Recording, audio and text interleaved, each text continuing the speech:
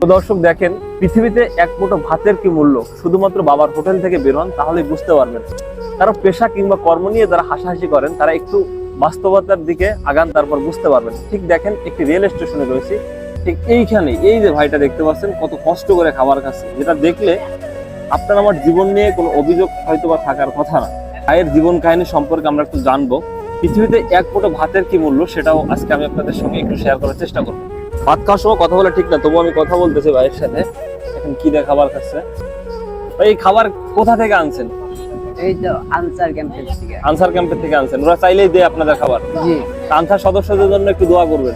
ঠিক আছে। আর এই যে কি কি খাবার দিছে? ভাত আর সবজি। ভাত আর সবজি। এটা হয়তো ওরা খাচ্ছিল সেটাই আপনাকে দিছে আর কি। এখন মাত্র রাইন্দা নামাইছে, তারপর আমি সবজি নিয়ে আইছেন। ওরা তো খুব ভালো বোঝায়। আপনার দেশের বাড়ি কোথায়? ব্যাগ তুলবে। ভাত খান আর কথা বলেন, আপনি আস্তে আস্তে ভাত খান।